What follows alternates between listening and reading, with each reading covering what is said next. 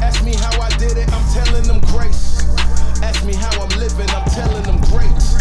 Ask me how I did it, I'm telling them grace. Ask me how I'm living, I'm telling them great. This is the Antigravity A1, the world's first sub 250 gram, 360-degree camera drone. Now, this camera films in all directions all at once, so we should be able to get some epic shots. Although, given all the hype, is it really that good? Or is it just a gimmick? I wanted to see what you could do with a 360 camera on the Antigravity A1 that you just can't do with a regular drone. So I took my Lamborghini Gallardo Superleggera to a few locations to experiment with the drone because I've never flown a drone before. Let's see if a complete beginner like me can learn to fly this drone. Oh, and by the way, huge thanks to Antigravity for sponsoring this video. The first order of the day was to try out the different flying modes, the first one being free mode. Free mode is super intuitive. The controller is just so easy to use. Point it in the direction you want to go, you see a target on the screen, and you squeeze the trigger. If you want it to gain altitude, you pull up. And if you want it to go down, point it more down. Then you want it to turn, just point it where you want it to go. And actually I can just turn around and then point back in the other direction and it just goes. The bar raising, we keep moving it up. Ain't no surprises here, they knew it was us. Apologies if I was doing too much, but I always came through in the clutch. And the trigger is very, very analog. So as you squeeze it gently, it goes slowly, and if you squeeze it faster, it goes faster. It also has 3 top speeds: a cinematic mode, which is a little bit slower, normal mode, which is in between, and sport mode, where it can go up to 40 kilometers an hour.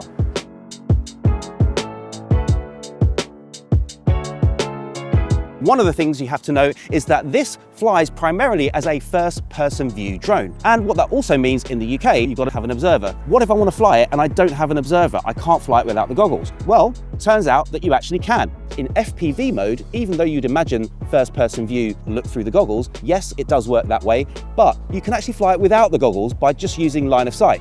And essentially the controller in that mode changes from being more like a pointer and it turns into a joystick. You tilt it left, and it turns left, you tilt it right, it turns right, you pull back, it goes up, you push forward, it goes down, and obviously the trigger decides what speed you're going to do. And one of the cool things about FPV mode when you are using the goggles is it has this cockpit mode. This allows you to literally feel like you're flying a dragon, a spaceship, or an aircraft. But I'd like to see what they do with that in the future. Now, if they happen to get a license with Disney and could actually have Star Wars X-Wings and TIE Fighters, I think I'll be flying that quite a lot. I found myself wanting to just fly and explore. The experience of looking through the VR headset and just being able to look around freely is something that, I don't know, I can't really explain. It feels like you're flying. So one thing you should keep in mind is if you're actually flying without the goggles, sometimes there are certain prompts that pop up on the screen that you do need to deal with. And one of the things I've suggested to Antigravity is that they actually allow the app to display those if you have it connected at the time. So I can see those prompts on my phone, such as it's detected the landing pad and is asking me if I want it to auto land. So then I decided to do a few different manual flight patterns just to see what kind of shots we could get with it. Obviously, starting with the basics that any drone can do. And actually, the real power of this is that you just don't need to be a professional flyer in order to get that perfect shot. You can just get this thing up in the air, fly it around, and just focus on what you're doing rather than the shots.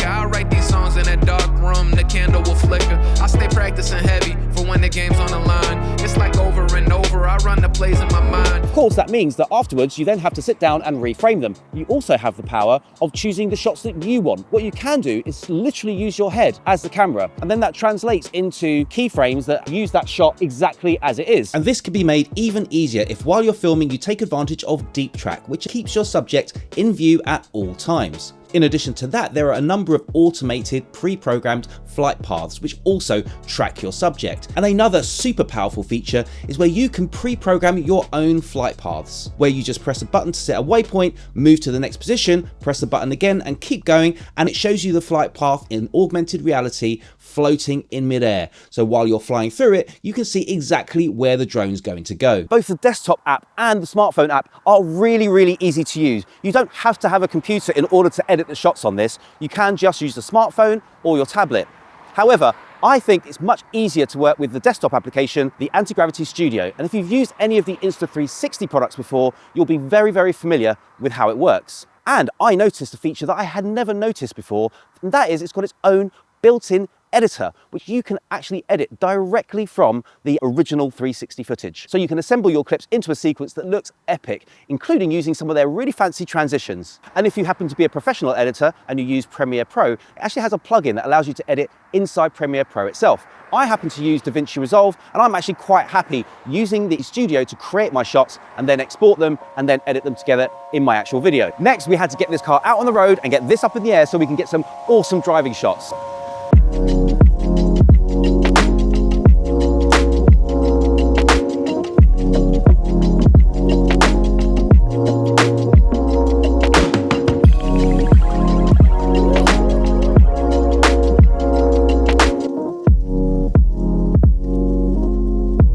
And again, flying this was so easy. And once this was in sport mode, I could actually get some pretty decent speed up. Obviously not as fast as this thing, but fast enough to get some really awesome shots. So after experimenting with all those features, there was only one thing on my mind. What shots could we create with the Antigravity A1 that would either be hard or impossible with another sub 250 gram drone? I know, you heard a little something about me, right? People love to talk, everybody wanna tell me, right? I know, bunch of fakes all around me, right?